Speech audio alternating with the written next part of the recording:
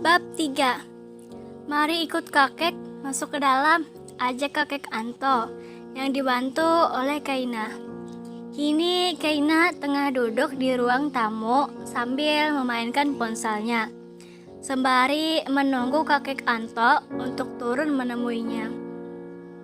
Saat Kaina tengah sibuk bermain ponsel, tiba-tiba ada seorang pria yang menghampiri Kaina. "Hai Kak," panggilnya. Kaina yang dipanggil kakak langsung menoleh ke arah sumber suara. Betapa terkejutnya ia saat melihat wajah itu. Wajah yang sangat mirip dengan sopir yang tadi mengantarnya kemari. Pria itu langsung duduk di sebelah Kaina tanpa permisi. Saat pria itu duduk, Kaina segera bergeser agar jauh dari pria yang berada di sebelahnya. "Kakak tenang aja, aku cucu angkat kakek Anto. Namaku Alvin Kak," mengulurkan tangannya dengan sopan. Kaina pun menyambut uluran tangan tersebut sambil diikuti tersenyum. "Berarti kau hanya berpura-pura saja tadi itu?" tanya Kaina yang mulai paham. "Iya Kak, ini semua rencana kakek Anto demi mencari pengganti yang baik hati." Ucapan dari Alvin membuat dahi Kaina mengerut. "Biar kakek yang jelaskan," ucap kakek Anto yang baru turun dari anak tangga dengan menggunakan setelan jas berwarna hitam. Kaina yang melihat penampilan kakek Anto yang berubah drastis semakin kebingungan. Ditambah saat ini tidak ada pengawal yang memegangi kakek Anto. "Kakek, apakah itu kau? Kenapa sangat berbeda?" tanya Kaina gelagapan dan segera beranjak dari duduknya. "Tenanglah cucuku, kakek hanya berpura-pura sakit saja agar bisa mendapatkan seseorang yang baik hati sepertimu." Balasan dari kakek Anto lagi-lagi membuat Kaina kebingungan. Ia tidak mengerti dengan rencana kakek Anto yang sudah berada di sebelahnya. "Aku tidak mengerti apa yang diucapkan kakek," ucap Kaina bertanya. Mendengar itu, kakek Anto hanya tersenyum dan menjentikan jarinya. Tak berapa lama datanglah seorang pria yang berpakaian rapi dengan wajah nan datar dan dingin.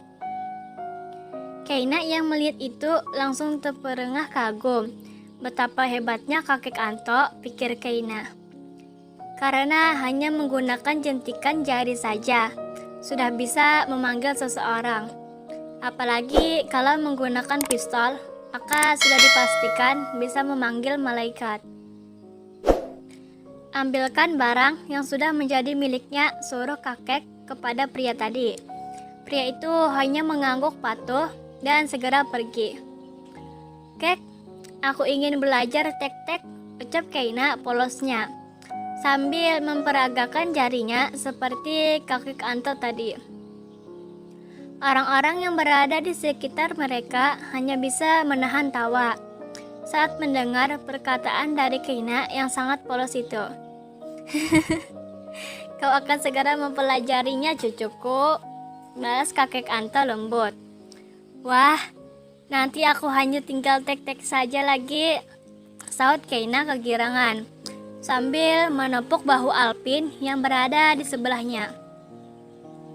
"Kak sakit," dengus Alvin cemberut sejadi-jadinya. Kaina yang sadar akan itu langsung menghentikan aktivitasnya.